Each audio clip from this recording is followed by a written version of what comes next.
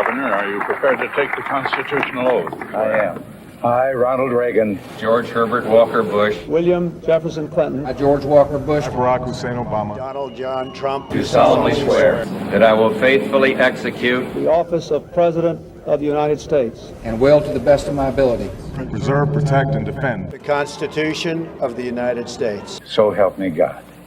Now, I congratulate you, sir. This is crack cocaine, seized a few days ago by drug enforcement agents in a park just across the street from the White House. It could easily have been heroin or PCP.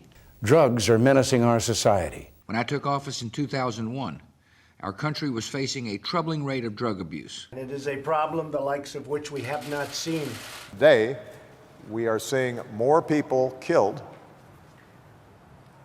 because of opioid overdose than traffic accidents.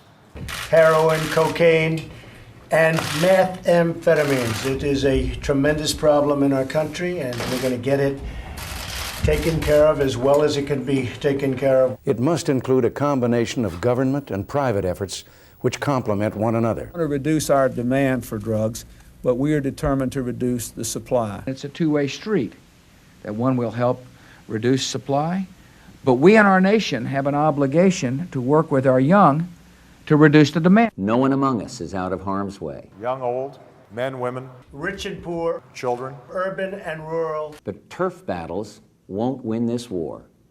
Teamwork will. The federal government will continue to do its part to keep our young people safe, and I urge all Americans to do the same. It's time, as Nancy said, for America to just say no to drugs. The market is not functioning properly. I regret to say that we're in the worst economic mess since the Great Depression. And our real unemployment is anywhere from 18 to 20%. You won't like it. I didn't like it. But we have to face the truth and then go to work to turn things around. And make no mistake about it, we can turn them around. Our economy is facing a moment of great challenge, but we've overcome tough challenges before. We begin the new century with over 20 million new jobs, the fastest economic growth in more than 30 years. Our economy is growing and creating jobs at the fastest pace since 1999. Every day we are keeping our promises. We've created 3.4 million jobs since Election Day, which nobody can even believe. You know, stimulus package 2 and all that stuff. Why don't we let stimulus package 1, which seemed like a good idea at the time, have a chance to kick in? We will build the wall, believe me. And who is going to pay for the wall? Who?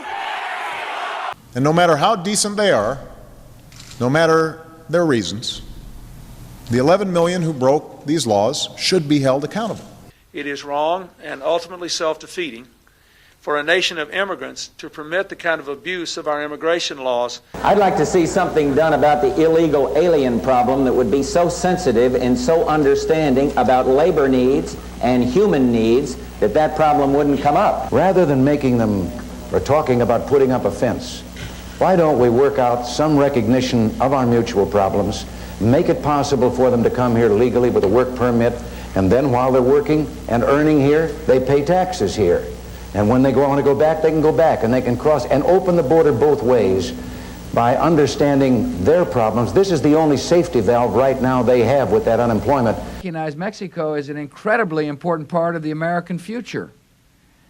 And therefore, I look forward to working with El Presidente Fox on how best to make sure our relationship is strong. You know, I don't want to see a whole thing of 6- and 8-year-old kids being made, you know, one totally uneducated and made to feel that they're living with outside the law. Let's address ourselves to the fundamentals. These are good people, strong people. Part of my family is a Mexican.